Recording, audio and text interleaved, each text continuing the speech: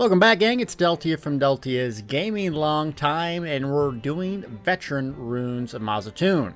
Here with Hemjaw, and my Argonian healer never skips legs. You know what I mean. Can't skip legs. Anyways, this is going to be a walkthrough video, just kind of showing you the healer point of view, how to do no death, speed run, and then I'll have separate videos on the boss, the mechanics, and every role what they should and shouldn't be doing, including hard mode. So if you want to see the battery healer build in motion, or just some basic information on this dungeon and hear me talk rambling, this is a video for you. Let's get started. Veteran Mazzatun healer perspective. So we already got the quest, we already have done it. I'm wearing my usual spell power Wormcold setup, and there's a lot of different things you can wear in this. The thing about this dungeon is you can skip a lot of the ads if you're looking for a speed run, specifically this first pull, and there's probably not a whole lot of incentive to do them. There is one specific achievement here that you get for killing every single mob in the dungeon, but since we're not going for that, we're just going to take the safe, fast way. So I slot a Elusive Mist Vampire skill just so I can get up to the crown. First pull here, we got a bunch of little guys, and the priority here is I like to drop a Nova at the start and pull the other trash mobs in the back. This little creepy crawler guy here with the spin the tail, they just have so much mitigation, and they take a long time to kill. Basically what you're worried about here is sword and board and two-hander guys. Those can kill your DPS instantly. So what I like to do here is focus my stuns with Blazing Shield on those guys and basically eliminate them from one-shotting the person. That's really going to be helpful and no death, because sometimes a tank just can't taunt 15 different things and someone might just get filleted alive. So get those guys down, get them stunned, focus on these guys, and give it a little laser beam when your dots have been applied. Next up is the first boss. Pretty easy. Basically what they're going to do is jump up in the air and stun you and some of your friends. So you'll see I do Inner Light first, and the reason I do that is to throw a Blazing Spear that's empowered. Then I got my Meteor, and basically I'm playing mainly a DPS in this role, and I'm refreshing my buffs when the guy goes up. I see a lot of healers not use Rapid Regen or Mutagen. I think that's a big mistake because it allows you to do damage. See, Gill takes a little damage there. He's a stand build, and he comes right up to full since I have my Rapid Regen on him. That allows me to do DPS, thus the boss dies a lot faster, making it easy. So he does a big heavy attack on the tank. They're keeping aggro. It's really a simple tank and spank fight where he goes up in the air. Once he casts that on the ground, you can be stunned. So make sure you CC break it or break free really quick to keep up your DPS and your uptime. As a healer, provide spears and shards when they need, because this is going to be resource intensive if your DPS is lacking. After this boss, you're going to be followed by a few trash packs, and once again, your priority targets are those that can stun you or insta-shot you. So there, the sword and board guys aren't really available or in the back, so you don't have to worry about them, but focus on the main priority target, nuking them down so you avoid the one-shot mechanic. A tank with chains is especially helpful here since you can just kind of AoE knock them down. I'm playing with all stamina team DPS, so it makes it a lot easier for me as a healer because really I just keep some hots up, throw them spears and repentance actively, and guess what? They're all full on resources.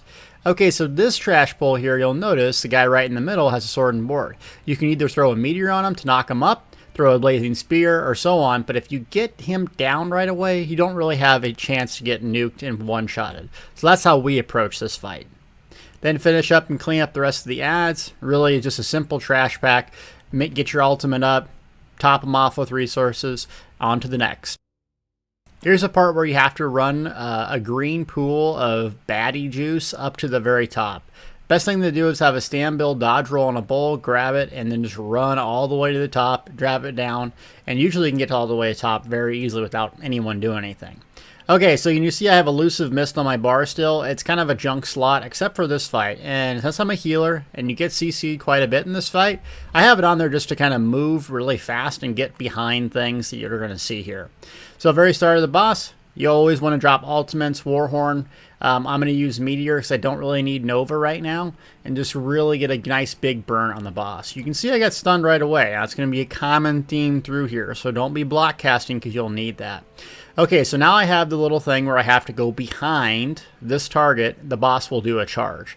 To avoid the charge, once it's placed there, sidestep, block, or dodge out of it. I chose just to basically sidestep since it is kind of intensive on my stamina. Now the tank's going to want to position the boss towards all of these adds. Reason being, you can AoE cleave them down as he's changing them in, and that gives everyone else more stamina once them bodies are free. More stam, more DPS, life's good. Boom. Very simple boss fight. We have monster DPS with this team. Next up, you can skip just a couple trash packs to go even a little faster, since those guys are somewhat of a pain to deal with and have some interesting mechanics.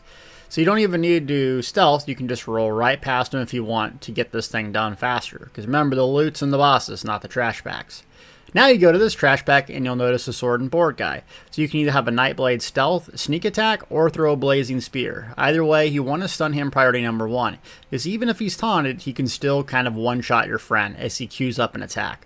So we got him down right away, as you can see there, with a blazing spear, which basically helped us not having to deal with that mechanic. The rest of the adds are really simple. Always kind of focus on what the one-shot mechanic, what the one-shot mob is. Can they be stunned? Can they be aggroed? Can they be chains? Can they be debuffed where they're not doing as much damage? Those things will factor into a much better clear, a much easier clear. So coming up here, we have the same sort of thing. A one-shot guy right here, Gill stuns him, and that Nightblade stun about 8 seconds where they're incapacitated.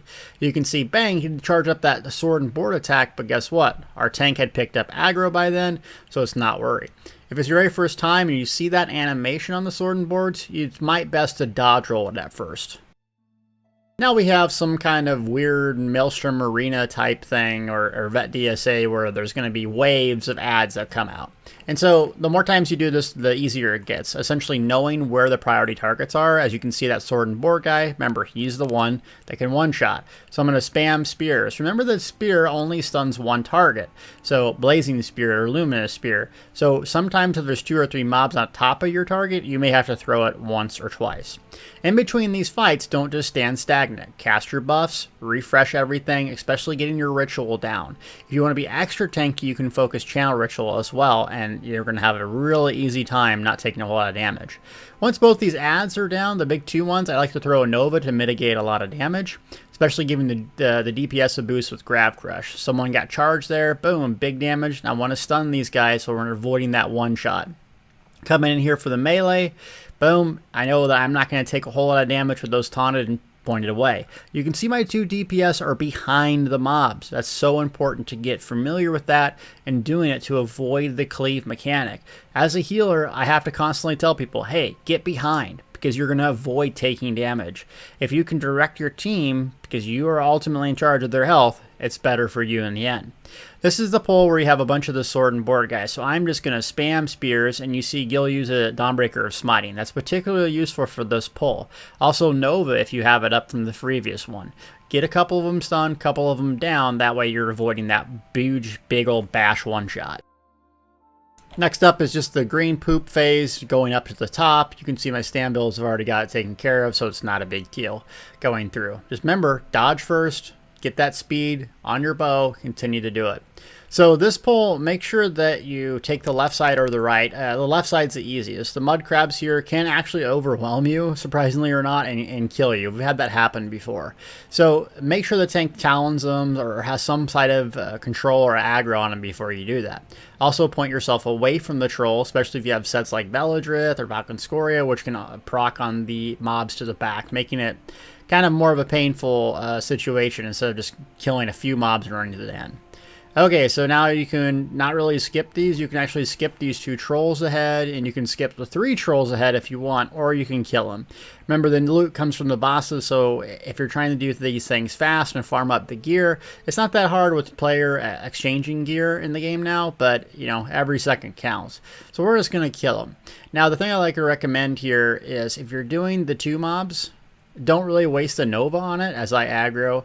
If you're doing the 3 mobs and you don't skip for whatever reason, drop a Nova on them, because that damage mitigation over the duration of the ultimate will help prevent any team member from getting one shot. And then mainly I'm just spending my time DPSing. I see a lot of healers overhealing. Your HOTS, Repentance are what's going to give you free healing over time, allowing you to do damage. There's no reason to sit there and Breath of Life spam when everyone's at 100%. The faster you kill stuff, the less likely you are to die. So always look for opportunities to do damage, not just sit there and spam healing when everyone's at 100. More skippity skip. Yes, you can go through here, and it makes it a lot easier because those trash packs require being bashed all the time. So I'm sure that might get patched, but for right now, I'm just going to show you because you can do it. Okay, now to the big nasty guy, which is somewhat harder to deal with. Essentially, every 25% health, he's going to have a mechanic where you can't damage anymore, and you have to pick up the poop circles from previous. I'm going to have a detailed guide on this in the future, but what you see right there comes out. You as a healer, it's not the best thing to do to pick it up. Really, you should give your stand builds that have a lot of speed to get them up, and I follow the person that has it. So right there, I made a mistake of just walking over it, but we're good. I have my heal over time up, and my friend Gill is giving me vigor so I don't die. The main thing you're worried about during that phase is getting to this part where he does his roar, mitigating damage, getting everything together for some big ultimate. Don't use your ultimate when he's invulnerable in the red phase like he looks like he's in rage. There's no point. Wait till you can damage him. Clump everything together and nuke it. Remember, this is where he bashes one target, so don't just panic with it. Regardless, the tank can't control that. So just block or dodge roll out of the way. Don't panic, and when in doubt, keep your hots and your circles down. That's really going to help you out. Okay, another green phase here at 25% health, and what Gill's doing is getting aggro, right? Jace kind of brings the thing up. So he's doing spin to win, that type of thing, so the mobs aren't hitting me as a healer. I've used Mistform, actually, in this phase, because sometimes if the archers spawn, 5 of them hit you instantly and you die. There's no counterplay. So really be careful of that. You can hold block, which will mitigate some of it, but there's some times where you might just die because of the mechanic. Okay, roar phase, trolls priority. We're going to nuke them down into cleave damage. So like I say, cleave, meaning everyone can get damage at the same time instead of just focusing on one target. So we pushed him to 25, and that's when the other phase comes. So if you're having trouble with the trolls, you can seriously just not damage the boss and just focus on the trolls if that's your issue. So there's tons and tons of ads, and I have a Nova available. I'm just casting a little bit of healing, making sure Gill gets to his spot. Jace is good on stamina, and you can see I throw spears ahead of them. Why? Remember, this is going to drain their stamina, so you need to be able to grab that, throw a spear ahead of them to get the DPS topped off, especially if they're a stand build. So they get towards the end, keeping spears down and repentancing those corpses. If you're not using repentance as a Templar healer, there's something wrong with you. It's really that powerful. 0 cost, gives everyone stamina back, and you need stamina almost every single fight. Get my laser beam, but don't be the person that just beams. Make sure your hots are up. Couple more easy trash packs before the boss. Once again, we have a one-shot mob here that's not a whole lot of fun to deal with, so stun. Meteor is a good stun here because you can tab target the boss or the mob that you specifically want to hit, getting them down, giving you about 4 seconds of DPS time before they can even react, thus no counterplay. So I like to have a DPS use that, or Smiting Dawnbreaker for stand builds is also very good. Either way, we had a no death going here before and just died stupidly because, you know, the boss had something queued up and you can't do anything about it. Also, I am a stage 4 vampire, and that doesn't really have a downside in this, so if you are a vampire, don't really worry about it. You can still get all the benefits and not have to deal with the extra fire damage, really. Okay, so this fight is a puzzle. I don't know how to do it. Gill does, so I just kill stuff while he's going.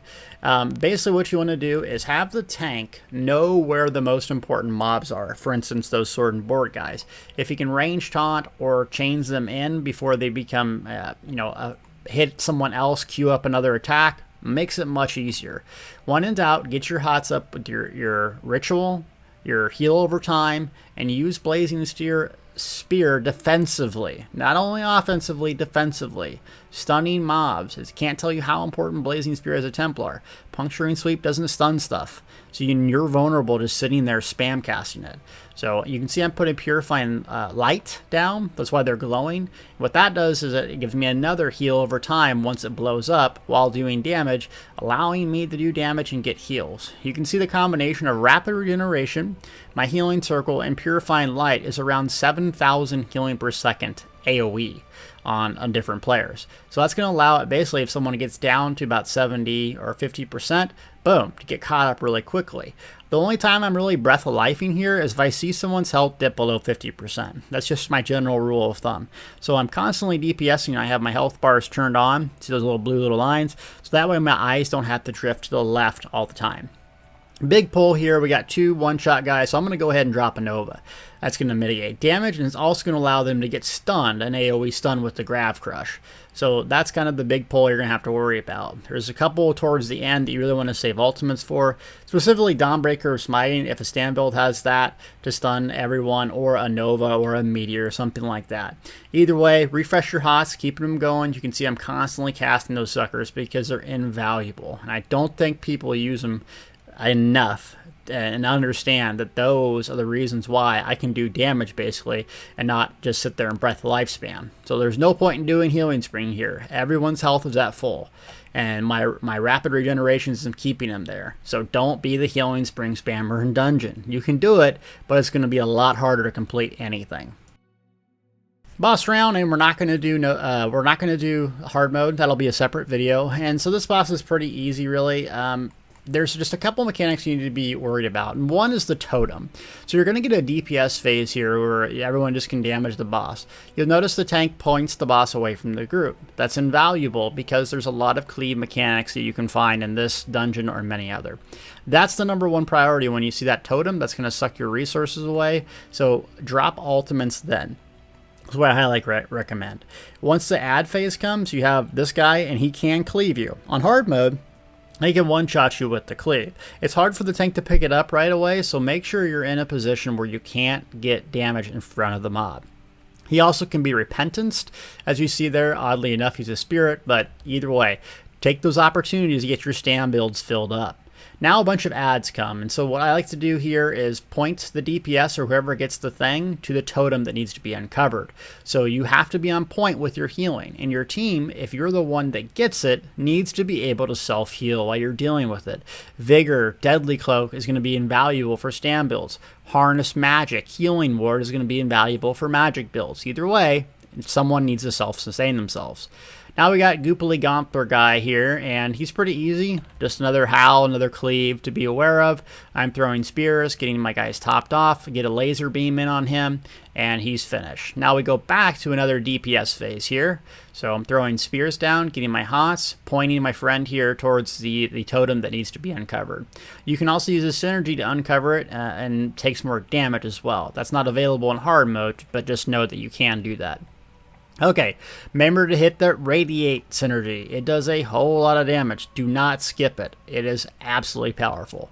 During this phase, you're going to have a totem that comes out in these big red circles. Don't get so freaked out about the big red circles. Yes, they do damage, but it's not something to panic about. This is a good opportunity to use a Nova or something that mitigates damage. And then as soon as you can, start working back on the boss. Don't avoid all of the little ads either, because they can damage you and your party. So I get stuck with it. The boss is in burn phase anyway, so got a couple of vigors to get us through and kill the boss. Boom. No death, non-hard run mode. So now I have every skin in the game, including Vet Ma. Hopefully you enjoyed this video. We'll have the other dungeon hard mode and detailed descriptions of each boss later to come. Thank you so much for watching. Gaming.com, and we got a cool little episode of Best in Slot. This time we're testing 3 stamina-specific DPS gear sets, kind of figuring out what will be the new meta in the Dark Brotherhood for crafting gear while we farm some of them new cool sets. So what we're going to be testing today is Twiceborn Star, yes, on medium armor wearers versus Night Mother's Gaze versus Good Old Hunding's Rage, and see what they actually perform.